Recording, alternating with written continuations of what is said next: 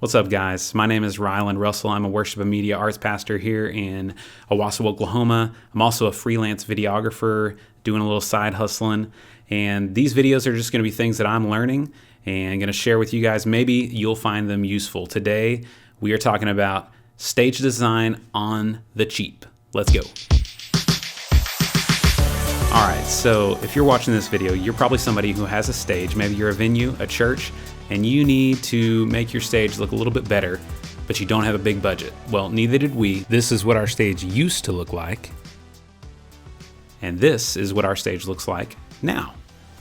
This is our most recent stage design post-Christmas, and I want to talk to you about the different elements of our design and how we chose to accomplish the different looks and different feels with the different various fixtures and stuff on a budget. The three things we're going to talk about today is LED tape, Edison bulbs, and moving head fixtures. All right, so the first element of our design that we use for the bright, high energy stuff is LED tape. LED tape can be cut to length.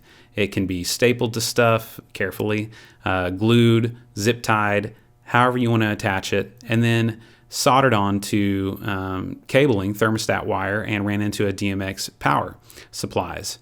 And that's how we have done ours. We've attached them to 1x2 wood things we've cut to size and painted black, nailed to things, tucked it underneath various stage design elements, attached it on the fronts of our crosses that we've built, or inside the crosses to create different designs with color. And it's an awesome piece of kit that you can use to enhance your stage designs. I'll link all of these things in the description below that I can of the different types that we have used.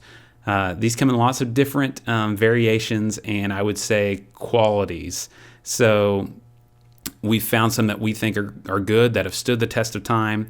You can choose if you want RGB only. We also have really liked some of the ones that have the black strip for the PCB board, and they also include a white diode. So you can have a purer white or a warm white if you want to kind of help with some of the other looks. So check those out if you're into LED tape, if you want to try that out in your next stage design. I'd highly recommend it. It's a little bit of work, but a little bit of soldering, learning. Find somebody that knows how to do that. You'll be off to a good start. The second element of our stage design that helps us get a totally different look is our Edison bulbs. This look is a warm look. It's for an intimate settings, something we're really trying to draw the people into, maybe a slower song. And the Edison bulbs do that in a great way. So we've used a bunch of different Edison bulbs, links in the description. Recently, we've just tried these big, giant Edison bulbs that are actually LEDs. Now, there is something you need to consider when you're doing these Edison bulbs. LED ones are great because they draw less power, but their dimming curve is not as smooth as the actual vintage incandescent bulbs. So choose which one fits your fixture that you're trying to achieve and test some out. I'll link some that we've liked below. And then the other important part of the Edison bulb equation is how are you going to get these powered on? Well, we have a few different ways that we use ours. You see some hanging from the ceiling that are hanging on just lamp cord that we bought. I'll link that below.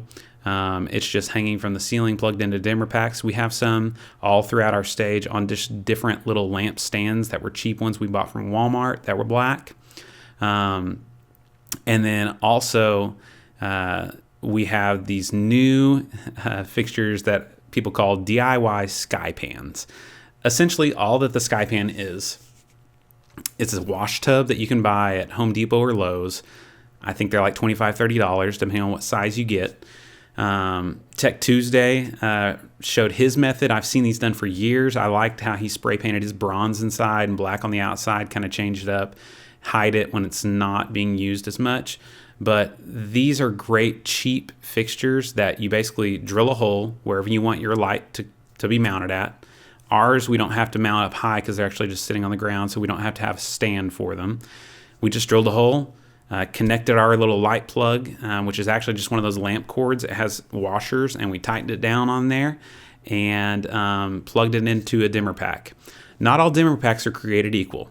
So I've linked some that were eliminators from Amazon that are the cheapest ones I could find that actually solved a lot of problems for us. We had some older ones that would flicker with Christmas lights and different things and cause buzzing in the audio. They weren't great, so just be careful. I think those were Optimas maybe, but the Elation ones have been good. The American DJ ones have been good, but those help you get an incandescent light onto a DMX channel is all that that's doing.